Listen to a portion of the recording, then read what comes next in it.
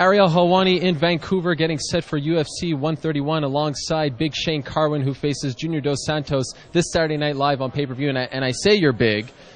I don't really recognize you here, Shane. I mean, how much weight have you lost? I've probably lost around, 20, 25 pounds. Why did you feel the need to cut so much weight? I felt like after the Brock fight, there were some things that I had to work on, and I think diet, nutrition, and conditioning was one of them. So, or a couple of the things. And, those are some of the things that we addressed, and, I started working with Josh Ford. So what exactly did you do to lose weight? Everyone wants to, especially at this size, but how do you actually do it?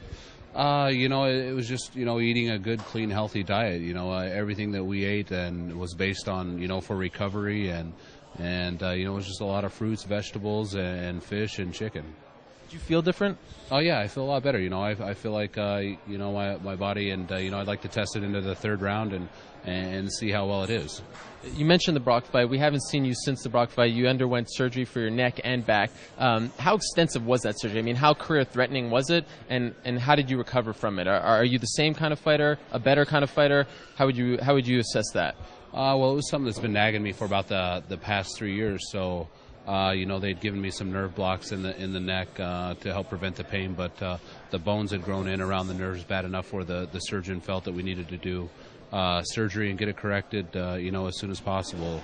And, I basically had no feeling in my hand or kind of the right side of my back. So they went in there and they corrected the problem, and I feel great now. Any limitations as a result of the surgery?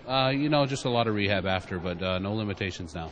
And after the Brock fight, there was a news story that came out, and we haven't had a chance to talk to you about it, linking you to a pharmacy that supplied steroids to athletes in Alabama. Do you have any comment on that whole story?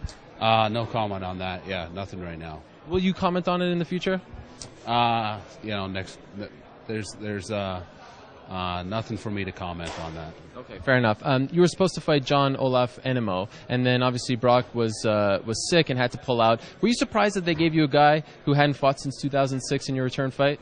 He's done a lot in the sport. He's an Abu Dhabi champ, which is basically a gold medalist in jiu-jitsu, and he's a tough guy, and I think he's going to show the world that he's legit and deserves to be in the UFC. So you had no problem with them putting you up against a guy who really a lot of the newer fans didn't know about? No, because he has a lot of credentials, and it's the people inside I think know John and his capabilities. But then I'm guessing when they gave you the shot against Junior, you jumped at that opportunity, even though you had really a month to prepare for him. Yeah, absolutely. It's a chance to get me back into title contention and where I want to be.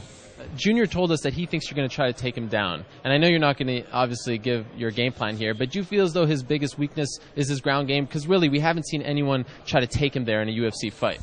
I think it's a possibility with all fights. You never know whether it's going to stay on the feet or go to the ground. And, he trains with some top Brazilian jiu-jitsu guys. And so, I don't think his ground game is lacking as much as people like to comment on it. How would you match up your striking to his striking? Who is the better striking in your opinion? I think, Junior's probably, he's got some fast hands. And, I think he's probably technically a little sharper, but I think I carry more power. Okay, and final question. You had a chance to work with the great Paul Heyman on the Countdown show.